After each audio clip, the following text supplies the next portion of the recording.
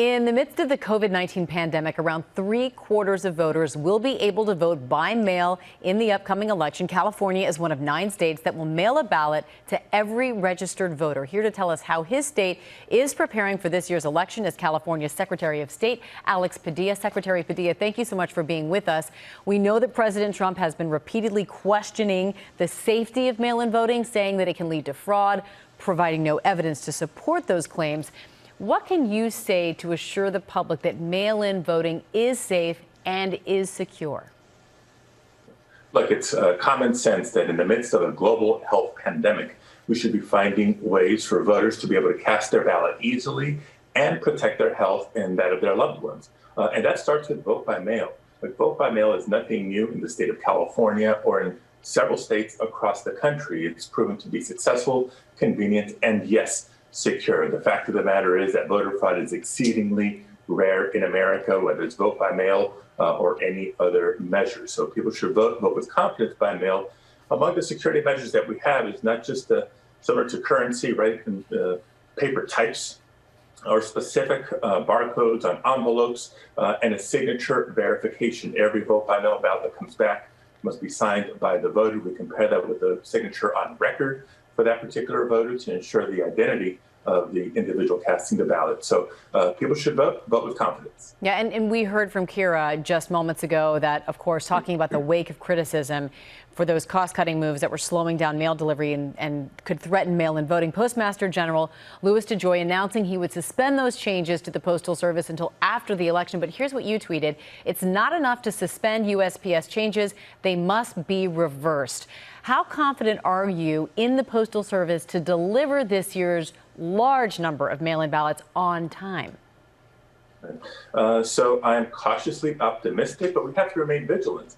You know, this whole administration has a poor relationship with the truth and being forthcoming. So eager to see some of the questions that will be asked and hopefully answered on Capitol Hill in the next week. But in the meantime, like in California, we build into our timeframes potential delays. So ballots go out early. Voters should begin to receive their ballots 4 weeks prior to Election Day.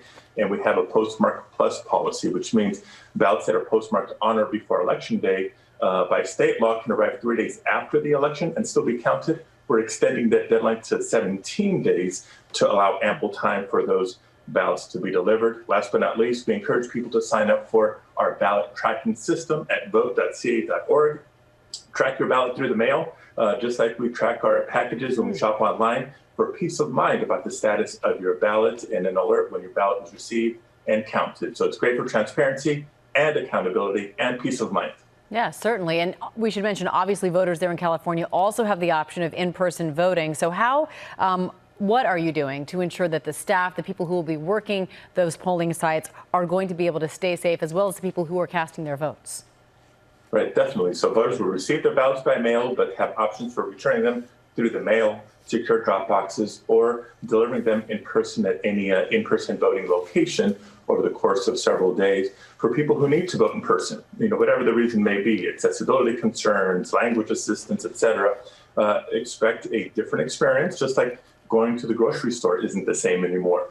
Physical distancing, masks, PPE, you know, voters and poll workers, we need to do what we need to do to keep everybody safe. So first and foremost, we're encouraging early voting.